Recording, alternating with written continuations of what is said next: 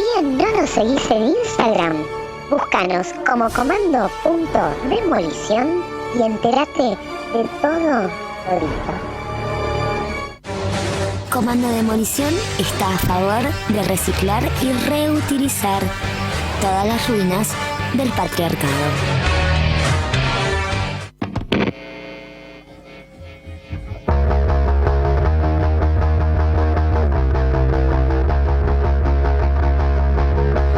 Continuamos en Comando Demolición y ya estamos en comunicación con Pablo Hueve. Él es profesor de la Universidad Nacional de Villa María, de la Universidad Nacional de Río Cuarto y es doctor en Relaciones Internacionales. Y qué más experto que él para que nos pueda bajar línea, data clara, concisa, para que podamos comprender lo que está sucediendo en Oriente Medio. Buenos días, Pablo, ¿cómo estás? Hola, muy buenos días. Es un gusto dialogar con ustedes. Mi saludo para el control central, la producción y para toda la audiencia. Bueno, muchas gracias, muy amable. Bueno, Pablo, contanos por dónde podemos empezar a desentramar lo que es esta larga historia de conflictos territoriales, religiosos, políticos, bélicos y una larga etcétera, capaz también entre Israel, Palestina y el territorio, ¿no? El territorio Bueno, que hoy está en conflicto. Sí, esto tiene un origen que es, hay que irnos muy lejos. En 1898, el Congreso sionista, a través de Teodoro Herzl, entienden que luego de las cosas que estaban pasando, particularmente en Francia, con el juicio a Dreyfus, un militar que fue acusado de traición sin ninguna prueba, pero condenado solo por ser judío, llegan a la conclusión de que, miren, el problema nuestro es que somos judíos. Entonces, tarde o temprano y en cualquier lugar del mundo nos van a buscar, nos van a perseguir, porque nuestro problema es ser judíos. Entonces, resuelve que acá la única solución es una tierra sin pueblo para un pueblo sin tierra. Esto fue confirmado en 1905 en el primer Congreso sionista en lo que hoy es Suiza, y luego, durante la Primera Guerra Mundial, el gobierno británico, junto con el gobierno francés, firman un acuerdo secreto en 1916 que se llamó el Acuerdo Sykes-Picot, que es un acuerdo firmado entre los dos cancilleres, Sykes y Picot, de Reino Unido y de Francia. En ese acuerdo, Francia y el Reino Unido acuerdan dividirse los territorios en el llamado Oriente Medio de lo que es, hasta ese momento, el Imperio Otomano. El Imperio Otomano, de la mano del sultán que estaba gobernando hasta no hacía mucho en el norte de África y en toda la región de lo que hoy es Líbano, Siria, Irak, Jordania, Israel, se alineó con Alemania en la Primera Guerra Mundial. Esto hace que los aliados se la tengan jurada. Cuando termina la Primera Guerra Mundial, Francia y Gran Bretaña se dividen a través de un mandato que les da la Sociedad de Naciones, el antecedente directo de la ONU, todos esos territorios, de manera que lo que hoy es Siria y Líbano quedan en poder de Francia, y lo que hoy es Irak, Jordania e Israel, territorio palestino, quedan en poder de Gran Bretaña. Gran Bretaña y Francia comienzan a delinear países que no tienen nada que ver ni con las poblaciones ni con las tradiciones, es decir, países en gran parte artificiales. Bien. El caso de Palestina, es interesante decir que a comienzos del siglo XX había una relación de 12-1, es decir, había 12 palestinos musulmán, le vamos a llamar, porque en realidad palestino no es una raza particular o un grupo especial de seres humanos. Palestino es quien vive en Palestina. Bien. Esa región se llamaba Palestina. Lo que pasa es que se asocia el palestino con el musulmán, pero en realidad el judío sefaradí, que es el judío africano, tiene la misma pauta cultural palestino que el musulmán, y viven en una relación, repito, de 12-1, 12 palestinos musulmanes por cada judío que existía en esa tierra. Cuando en 1917, cuando ya está terminando la Primera Guerra Mundial, el gobierno británico pacta con el movimiento sionista a través de lo que se llama la Declaración Balfour, La declaración de Lord Balfour, que era el canciller británico, es una carta que le manda al rey y que la hace pública deliberadamente, donde dice textualmente: están dadas las condiciones para establecer un hogar nacional judío en Palestina. Frase absolutamente confusa, porque los árabes que interpretaron, y el hogar es el lugar en el que viven los hijos, por lo tanto va a ser un Estado árabe, y los judíos interpretaron, va a ser un Estado judío. A partir de ese momento comienza una inmigración del judío europeo, el Ashkenazi, a esa región, que tiene pautas culturales totalmente distintas al musulmán palestino que vive en esa zona, pero también al judío que vive en esa zona, al sefaradí. Por eso es muy importante acá aclarar que cuando se habla de judíos contra árabes, eso no es cierto. Eso no es cierto, porque inclusive dentro de la propia población judía que hay en este momento en Israel, hay diferencias de trato entre el judío ashkenazí, que es el que gobierna desde la independencia de Israel en 1948 el territorio, sobre inclusive el judío sefaradí. Hay partidos políticos que son diferentes, hay partidos políticos que representan a los sefaradíes y los demás partidos políticos que representan a los ashkenazíes, que son cultura occidental. Genial, perfecto. Bueno, ya tenemos entonces Gran Bretaña gobernando en esa región, aumentando la inmigración, y esto va generando desocupación entre los palestinos, y esto genera mucho malestar, y comienzan los problemas. Primero entre los palestinos y los judíos, luego entre los palestinos y los ingleses. Pero los judíos dicen: bueno, locos, basta, yo también quiero mi Estado, cumplan de una buena vez. Y entonces comienzan los judíos a confrontar contra los ingleses y también a defenderse de los palestinos. Esto llega a la década del 30 del siglo pasado, a donde todos se están peleando contra todos.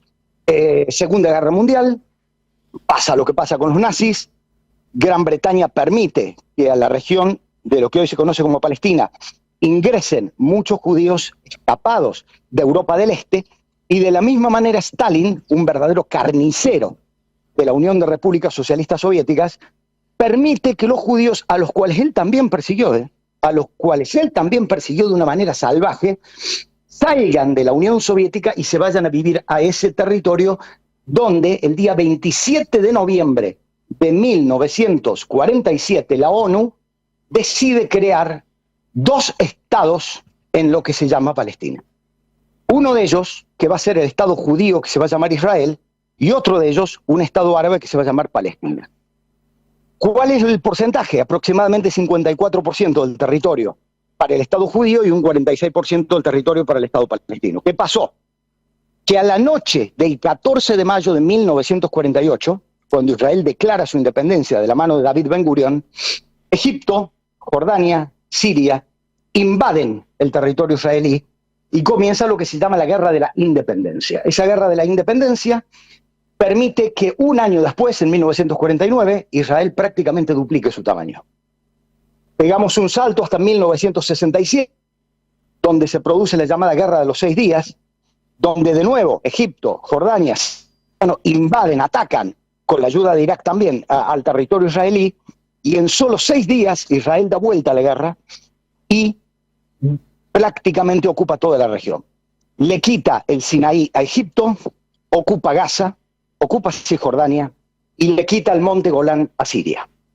De ahí saltaríamos a 1973, hace 50 años, ojo con esta fecha, porque cuando los judíos celebraban Yom Kippur, el Día del Perdón, una semana después de Rosh Hashanah, el Año Nuevo Judío, Anwar Sadat, líder de Egipto, que había sustituido al fallecido Gamal Abdel Nasser, toma por sorpresa a Israel e invade el canal de Suez y la península del Sinaí. La premier Golda Meir, la única mujer que gobernó Israel, una gran primera ministra, pide ayuda urgente a los Estados Unidos, y los Estados Unidos le dan ayuda, pero hasta ahí no más, porque Estados Unidos estaba interesado en que Egipto no quedara humillado y que no se recostara sobre la Unión Soviética. Esa guerra, que es la llamada Guerra del Yom Kippur, esto es importante, fue exactamente hace 50 años del sábado de la semana pasada, del 6, sí, que es cuando el movimiento Hamas ataca. Pero todavía falta un trecho. Cae la premier Golda Meir, Y esta guerra golpeó tanto el sentimiento de seguridad de los israelíes que por primera vez en la historia, en 1977, gana un movimiento, un partido que es de extrema derecha, que se llama Likud, con un hombre que había sido acusado de ser terrorista, Menachem Begin. Menachem Begin asume y toma la decisión en 1981 de invadir el Líbano. ¿Por qué?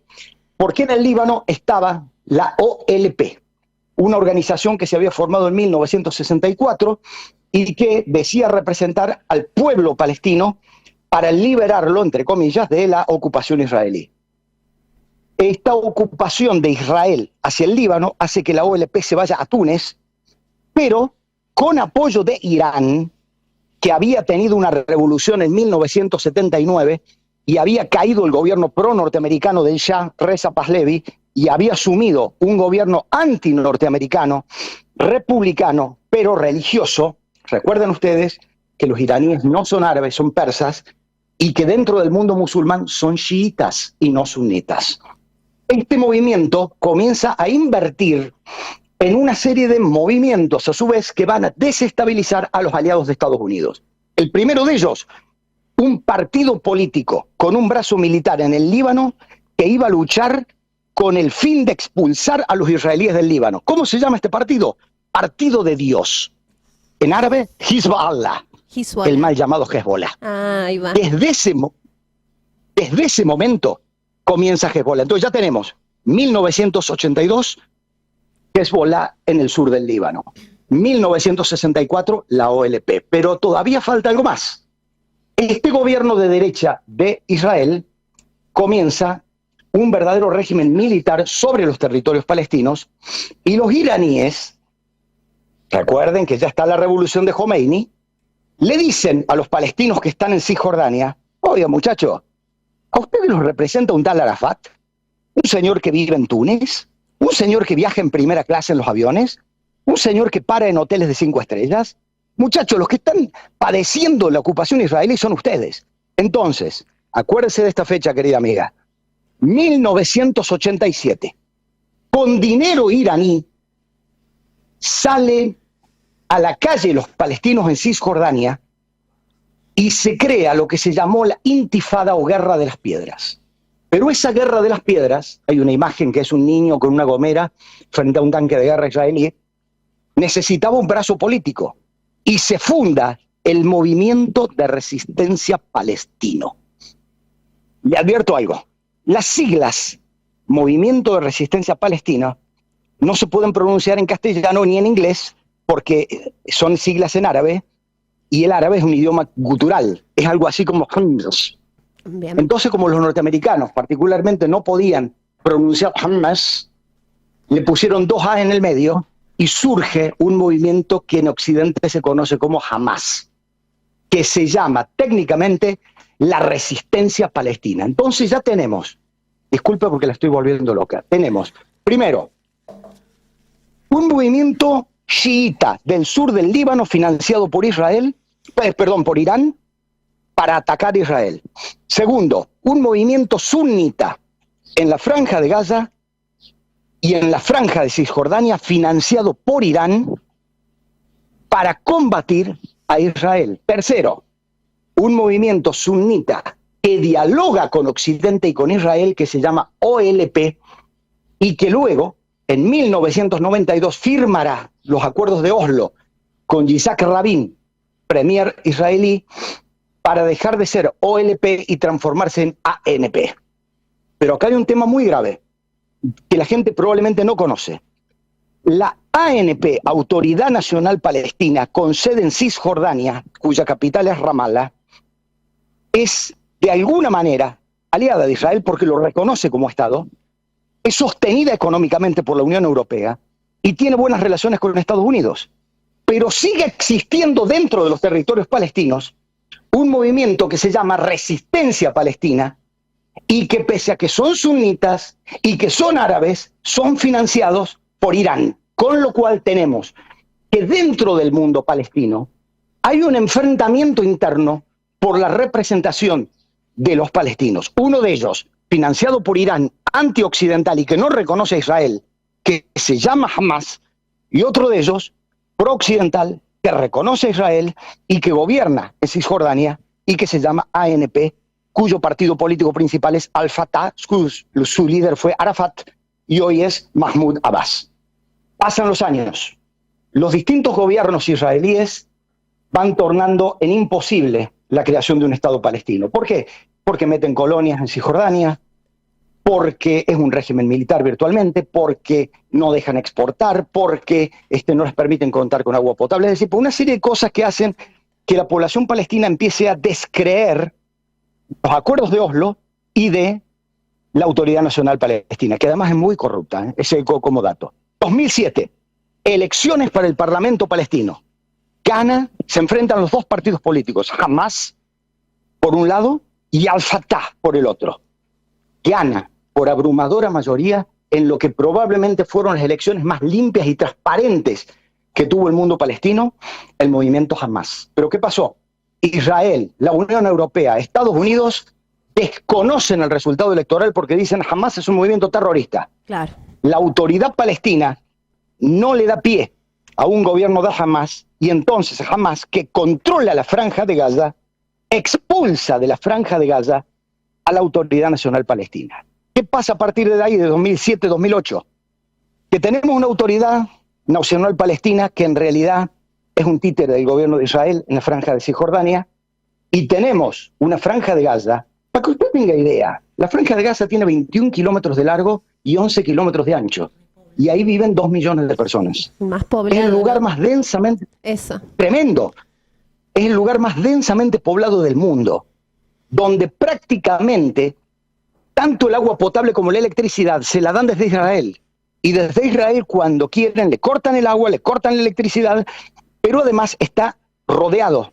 No les permiten meterse en el Mediterráneo, no les permiten pasar a Egipto, pero tampoco pueden entrar a territorio israelí, salvo que tengan autorización para trabajar, que son solo 22.000, les recuerdo que son 2 millones los que viven ahí, y que tengan autorización militar para entrar. De lo contrario, algo así como que el gobierno de Israel les está diciendo, ¿vieron? Como ustedes no nos reconocen, como ustedes combaten con nosotros, yo les voy a hacer la vida imposible. Llegamos entonces en la última elección israelí del año pasado, donde triunfa una alianza de extrema derecha del señor Netanyahu. Este señor empieza a utilizar a las Fuerzas Armadas y al Mossad, que es el servicio de inteligencia, no para controlar a los enemigos de Israel, sino para controlar a la oposición. Con que le cambia el sentido a las Fuerzas Armadas, y hubo una advertencia hace 3 meses del presidente de Israel, Isaac Herzog, que dijo, ninguna guerra contra Israel ha tenido como consecuencia la grave situación política que hoy tiene Israel y que nos puede llevar a la disolución como Estado. Es una advertencia que hizo el laborista Herzog, que es el presidente de Israel, pero que como es un país parlamentario no gobierna, sino que gobierna el gabinete. Y los iraníes, que sabían de esta situación, hace 2 meses se reunieron con Hamas, Hezbollah y Jihad en Beirut, en el Líbano, y comienzan a orquestar una estrategia. La estrategia es que, sabiendo que las Fuerzas Armadas de Israel y las fuerzas de seguridad están preocupadas más en controlar a los estudiantes, a la oposición, a los sindicatos, que son opositores a Netanyahu y a su política de transformar el poder judicial en un títere del gobierno, entonces ellos saben que están dadas las condiciones de tomar por sorpresa a Israel. ¿Qué pasó?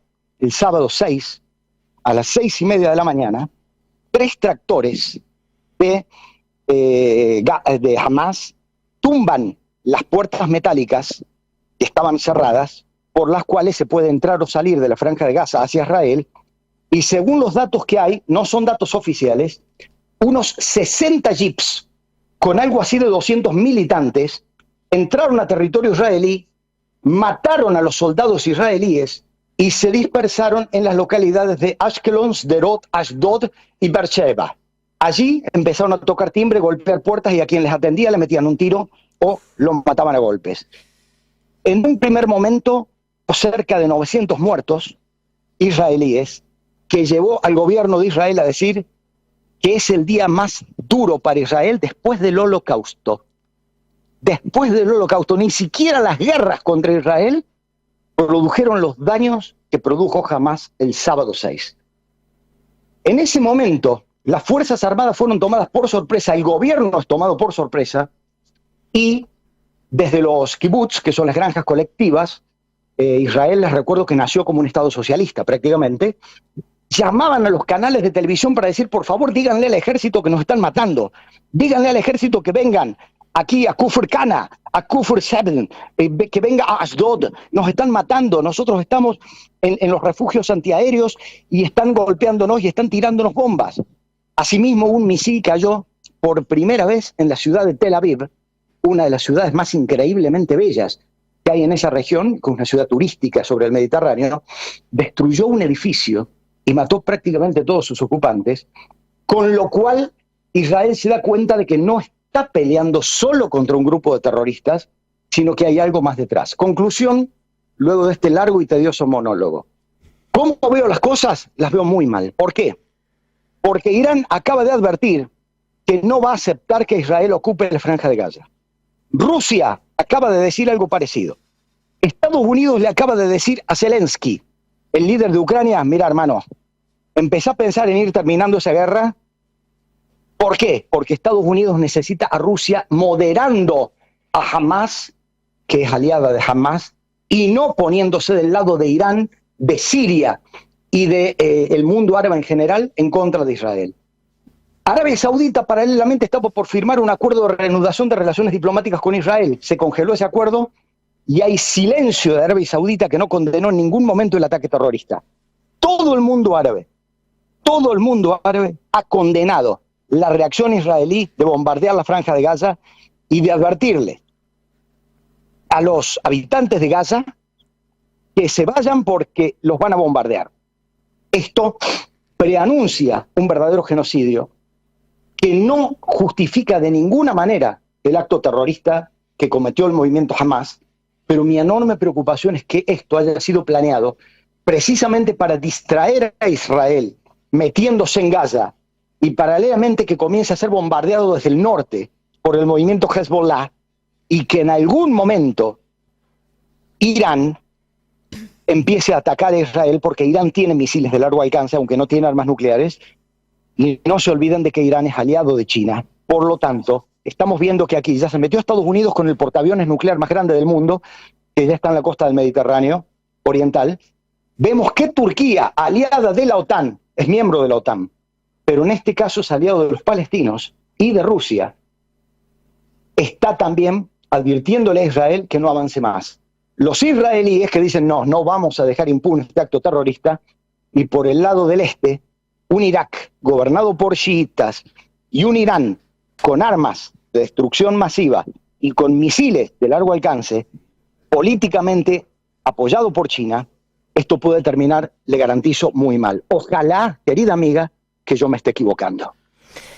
Nosotros también, desde la poca información y conocimiento que tenemos, y por lo tanto agradecemos muchísimo el monólogo, que no lo sentimos como tal, ni tedioso, ni mucho menos, porque nos aclaró bastante, porque es realmente muy complejo este tema, que hay una tensión internacional impresionante y que, por ejemplo, Sí. hasta el Papa, ¿no? Desde su lugar salió a condenar el asesinato de civiles y ha sido interpelado por Cancillería israelí, ¿no? Hay Así es, efectivamente. muchísima tensión, hay involucradas superpotencias que no habitan en ese lugar específico, pero que sí vienen teniendo una historia de acercamientos, de alianzas y demás. Y creemos que si no estamos ante la puerta de una tercera guerra mundial, es algo parecido, con lo cual lamentamos profundamente todas las decisiones que llevaron al asesinato de civiles, pues finalmente sean palestinos, israelíes, muchos niños, muchos adolescentes, muchas mujeres que son en realidad quienes más habitan, entiendo, Gaza, han estado siendo víctimas, ¿no? de estos conflictos políticos, culturales, religiosos.